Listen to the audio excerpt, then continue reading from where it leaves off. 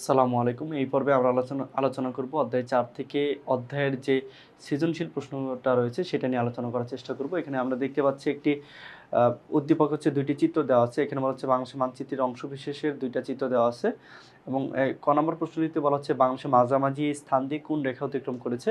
তো আমরা জানি বাংলাদেশের মাঝামাঝি স্থান দিয়ে একটি গুরুত্বপূর্ণ রেখা অতিক্রম করেছে যেটির নাম হচ্ছে কর্কটক্রান্তি রেখা। ঠিক আছে? এই যে এখানে বলা হচ্ছে কর্কটক্রান্তি রেখা যেটা হচ্ছে 23.5 ডিগ্রি উত্তর অক্ষরেখায় অবস্থিত। ঠিক আছে? বাংলাদেশ উত্তর গোলার্ধের দেশ এবং এই গুরুত্বপূর্ণ রেখাটি হচ্ছে এখান দিয়ে প্রবাহিত হয়েছে।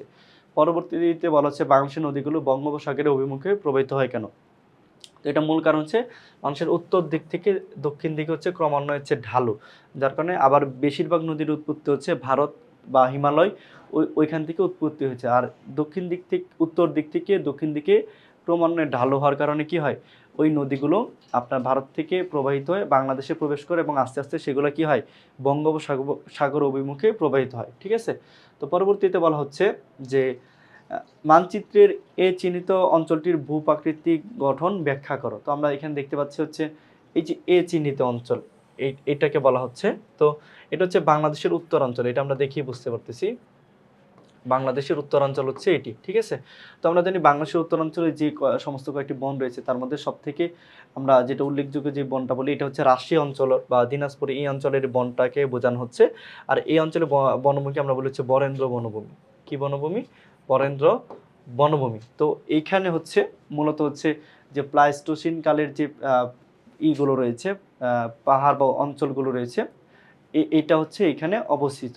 আর এই অঞ্চলটি হচ্ছে বাংলাদেশের অন্যতম একটি গুরুত্বপূর্ণ এখানে বনাঞ্চল অবস্থিত। তো এইখানে আমরা জানি হচ্ছে যে এই পাহাড়টি বা এই ভূমিরূপটি হচ্ছে প্রায় আনুমানিক 25,000 বছর পূর্বে এই প্লাইস্টোসিন কালে হচ্ছে এটা উত্থিত হয়েছে এবং এটা হচ্ছে বরফ গলা যে হচ্ছে আপনার কি থাকে পানিতে হচ্ছে প্লাবনের সৃষ্টি হয়ে এই চত্বর ভূমি বা এই ভূমিগুলো গঠিত হয়েছে। এটা হচ্ছে মোট ভূখণ্ডের হচ্ছে 8% হচ্ছে এটি দখল করে আছে। আবার হচ্ছে দেখা যাচ্ছে এই এলাকাটি হচ্ছে আবার বেশ কয়েকটা ভাগে কি আছে আপনার বেশ কয়েকটা ভাগে হচ্ছে দেশের বিভিন্ন অঞ্চলে রয়েছে। যেটা হচ্ছে একটা হচ্ছে বরেন্দ্র ভূমি, যেটা হচ্ছে বাংলাদেশের রাজশাহী অঞ্চলে অবস্থিত। আবার মধুপুর এবং ভাওয়ালের গড় যেটা হচ্ছে বাংলাদেশের মধ্যাঞ্চল অর্থাৎ গাজীপুর, ময়মনসিংহ, টাঙ্গাইলে অবস্থিত এবং লালমাই পাড় যেটা হচ্ছে কুমিল্লা অঞ্চলে অবস্থিত। ঠিক আছে?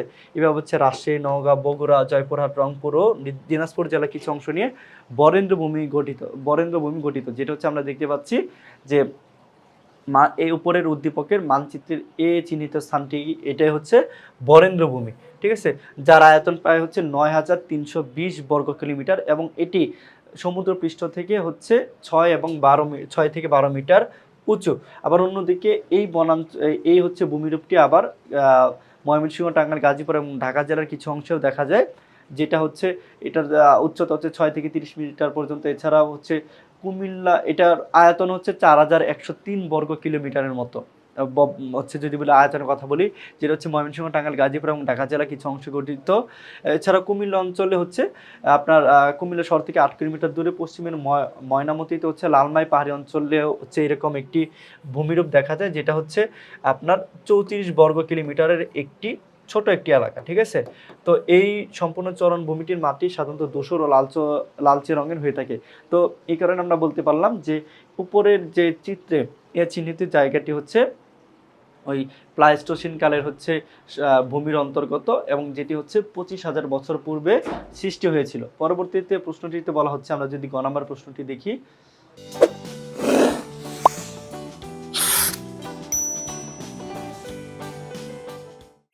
গ নম্বর প্রশ্নে বলা হচ্ছে চিত্রের বি ও সি চিহ্নিত অঞ্চলের কোনটিতে অধিক কি পরিলক্ষিত হবে তোমার সেটা হচ্ছে উত্তর সপক্ষে যুক্তি উপস্থাপন করো। তো আমরা যদি এখানে তাকাই যেখানে বি চিহ্নিত জায়গা দিয়ে একটি স্থান নির্দেশ করা হয়েছে এই জায়গাটি এবং এটা হচ্ছে সি। তো আমরা দেখতে পাচ্ছি এইখানে হচ্ছে বঙ্গোপসাগর বাংলাদেশের আমরা জানি দক্ষিণ হচ্ছে বঙ্গোপসাগর অবস্থিত আর এটা হচ্ছে দক্ষিণের এই এলাকাটি হচ্ছে পার্বত্য এলাকায় অবস্থিত। তো এই বি চিহ্নিত জায়গাটি হচ্ছে আপনার টারশিয়ারি যুগের পাহাড় সমূহকে নির্দেশ করে। আর এই জায়গাটি হচ্ছে সি, এটা হচ্ছে বাংলাদেশের প্লাবন সমভূমিকে নির্দেশ করে। ঠিক আছে? তো আমরা জানি প্লাবন সমভূমি হচ্ছে এক ধরনের গুরুত্বপূর্ণ ভূমিকা করে যেখানে হচ্ছে আচ্ছা, তার মানে আমরা বুঝতে পারতেছি যে এই বি চিহ্নিত জায়গাটি হচ্ছে টারশিয়ারি যুগের পাহাড়সমূহ বা ওই জায়গার ভূমিরূপ টারশিয়ারি সময়ের, আর এটা হচ্ছে প্লাবন সমভূমির অন্তর্গত। তো প্লাবন সমভূমি হচ্ছে এক ধরনের ভূমিকা পালন করে যে ওইখান দিয়ে আপনি যোগাযোগ ভালোভাবে করতে পারবেন, তা হচ্ছে বসতি স্থাপন করা সহজ। আর এছাড়া হচ্ছে ওই যে টারশিয়ারি যুগের পাহাড়সমূহ ওই ভূমিরূপে আপনি ধরেন খনিজ সম্পদের হচ্ছে বা বনাঞ্চলের একটা আধিক্য থাকে, তো ওইটা হচ্ছে ওই দিক থেকে হচ্ছে গুরুত্বপূর্ণ। তো আমরা যদি এখানে ব্যাখ্যাটা দেখি তাহলে বলা হচ্ছে মানচিত্রে বি চিহ্নিত অঞ্চলটি হলো টারশিয়ার যুগের পাহাড়সমূহ এবং সি চিহ্নিত অঞ্চলটি হলো সাম্প্রতিক কালের প্লাবন সমভূমির অন্তর্গত। প্রকৃতিগত কারণে সি চিহ্নিত অঞ্চলে অধিক শিল্প কারখানা ও গণবসতি পরিলক্ষিত হবে। সি অঞ্চলটি মূলত সমভূমিতে অবস্থিত হয়, এখানকার সড়ক ও নৌপথের যাতায়াত ব্যবস্থা অত্যন্ত উন্নত, যা শিল্প কারখানা এবং বসতি গড়ে তোলার জন্য বেশ উপযোগী। উন্নত যোগাযোগ ব্যবস্থা ও শিল্পের প্রসারের ফলে এই অঞ্চলে প্রচুর শ্রমিক ও কর্মচারী কর্মসংস্থানের সুযোগ সৃষ্টি হয়েছে। মানুষ সাধারণত জীবিকার সন্ধানে ও জীবন ধারণের সুবিধার্থে এই অঞ্চলে বসতি বা বীর করে এখানে। অপরদিকে বিচিহ্নিত অঞ্চলটি অর্থাৎ টারশিয়ারি যুগের পাহাড়সমূহ বনভূমিতে পূর্ণ হয়, সেখানকার পরিবেশ দুর্গম এবং যাতায়াত ব্যবস্থা কি বেশ অনুন্নত।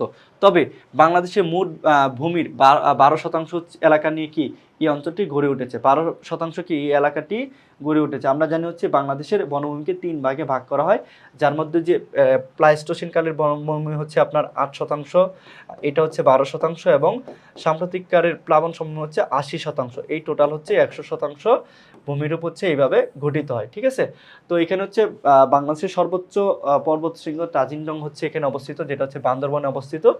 আবার হচ্ছে বলা হচ্ছে ছোট বড় বেশ কিছু টিলা জাতীয় পাহাড় টারশিয়ারি যুগের পাহাড় হিসেবে আমাদের ভূখণ্ডে শোভা পাচ্ছে।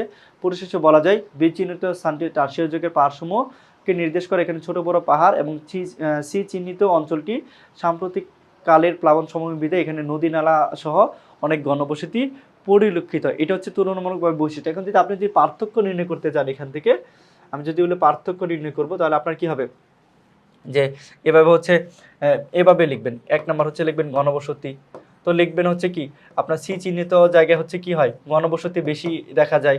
তারপর লিখবেন হচ্ছে আপনার কি এখানে আছে আপনার যোগাযোগ ব্যবস্থা, এইভাবে লিখবেন যোগাযোগ, লিখবেন যে সি চিহ্নিত জায়গায় যোগাযোগ ব্যবস্থা কি হয় বেশি লক্ষণীয়। যদি আপনি লেখেন হচ্ছে বনাঞ্চল, ঠিক আছে, বা বনভূমির যদি লেখেন যে আপনার বি চিহ্নিত অঞ্চলে অর্থাৎ টারশিয়ারি এই বনভূমিতে কি হয়, এই অঞ্চলে কি হয় বনভূমি বেশি দেখা যায়। তো যোগাযোগ বনভূমি ঘনবসতি এইভাবে হচ্ছে তুলনামূলক পার্থক্য আপনারা চাইলে করতে পারেন। এভাবে আপনার পার্থক্যগুলো দিয়ে দিলে আপনাদের জন্য আরও বেশি ভালো হবে। তো এই ছিল আমার এই অধ্যায় থেকে অনুশীলন যে সৃজনশীল প্রশ্নটি ছিল সেইগুলোর ব্যাখ্যা এবং আলোচনা। দেখা হচ্ছে পরবর্তীতে নতুন কোনো পর্বে। আল্লাহ হাফেজ, আসসালামু আলাইকুম।